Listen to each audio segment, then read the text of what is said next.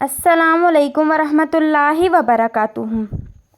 ایک شیخی باز لڑکے کو ہر بات میں شیخی بگاڑنے کی عادت تھی اور گھر کی ایسی ایسی باتیں بھی بڑھا چڑھا کر بتاتا رہتا تھا جو نہیں بتانی چاہیے تھیں۔ ان میں اکثر امیری اور دولت مندی کے قصے ہوتے۔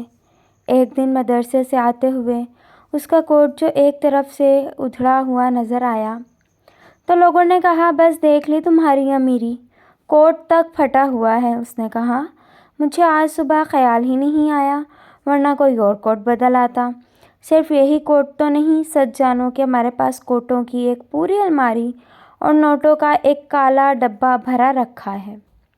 دوسروں نے کہا، نوٹ ہیں یا نوٹ پیپر جو ڈبہ بھرا رکھا ہے؟ شیخی باز بولا، تو گویا تم نے میری بات جھوٹ سمجھی۔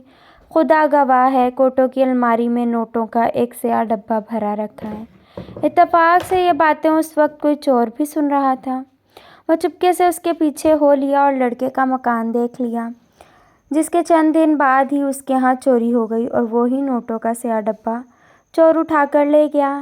ایسے ہی کسی جج صاحب کا لڑکا حکومت جتانے کے لیے روز کہہ دیتا تھا، رات ہمارے ہاں ایک شخص آموں کا ٹوکرا لایا تھا اور کل ایک آدمی خربوزوں کا یکا بھر کر دے گیا۔ یہ باتیں صحیح تھیں یا غلط، مگر تمام لوگ جج صاحب کو بددیانت جاننے لگے اور جب چرچا ہو کر حاکموں تک خبر پہنچی تو بیچارے جج صاحب یوں ہی مفت میں بدل دیے گئے۔ اپنے گھر کی باتیں باہر کے لوگوں کو نہ بتاؤ، تمہاری غیر موجودگی میں لوگ تمہارا مذاق اڑاتے